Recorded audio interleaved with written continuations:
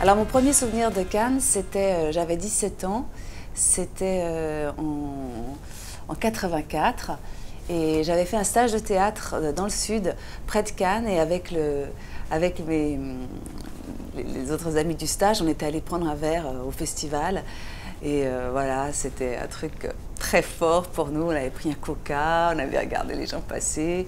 Et c'était une année où il y avait Wim Wenders qui avait gagné la Palme d'Or là, pour Paris, Texas. Il y avait Angelopoulos pour Voyage à Cythère. Il y avait Bertrand Tavernier pour Un long dimanche à la campagne, de campagne. Et puis Strangers Than Paradise de Jim Jarmusch. Tous ces films que j'ai vus, que j'ai aimés. Et puis ensuite, j'ai eu la chance de travailler avec Wim Wenders et aussi Angelopoulos. Mais voilà, c'est vrai que c'était un moment où c'était la première fois que j'allais à Cannes en plein festival. Déjà, c'était quelque chose. J'étais à l'extérieur, mais je me sentais complètement à l'intérieur. Je me disais, c'est formidable. Enfin, voilà, de voir ce festival, de voir cette énergie autour du cinéma. Le plus beau, le plus émouvant pour moi, ça a été vraiment la première fois où je suis allée présenter un film. Donc c'était avec La double vie de Véronique de Krzysztof Kieślowski, d'être là dans cette salle. C'était incroyable.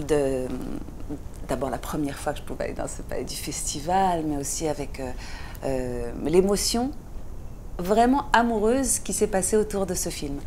Et puis ensuite, le prix d'interprétation, on est revenu. Christophe était là aussi dans la salle.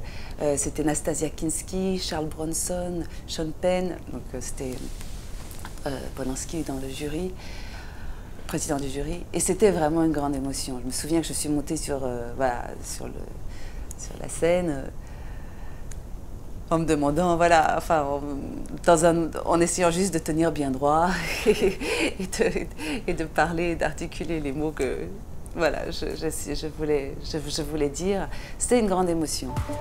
Il y a 2 ans, je suis venue pour faire partie du premier jury du film documentaire qui a été créé par Julie Bertuccelli.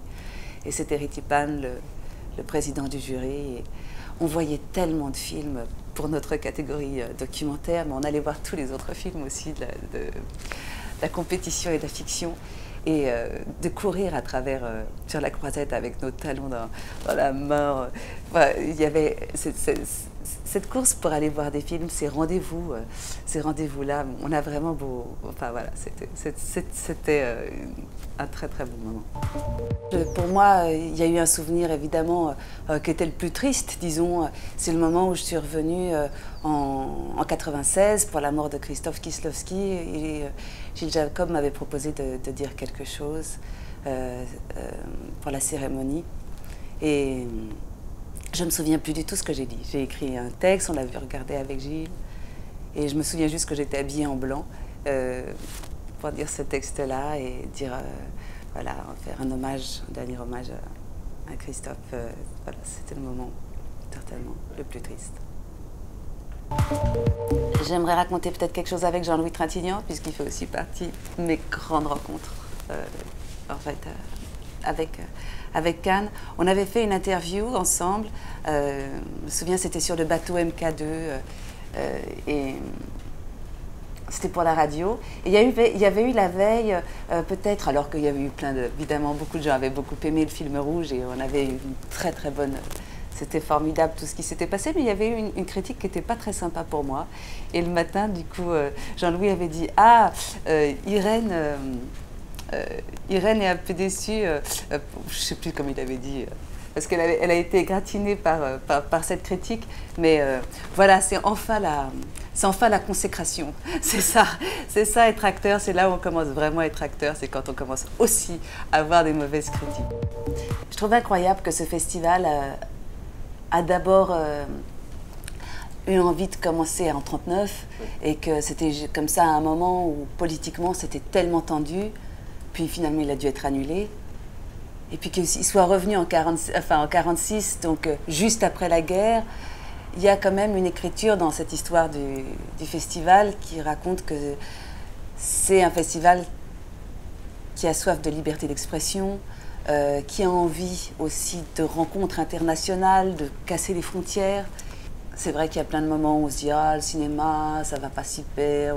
Mais on va au Festival de Cannes, il y a tellement de bons films, de tellement de nouvelles écritures, tellement d'énergie, que c'est vraiment... Voilà, c'est une fête du cinéma, mais ça, c'est aussi voulu, d'une certaine façon, une fête de liberté d'expression, une fête de rencontres internationales, de soutien aussi, hein, et de défense de liberté d'expression.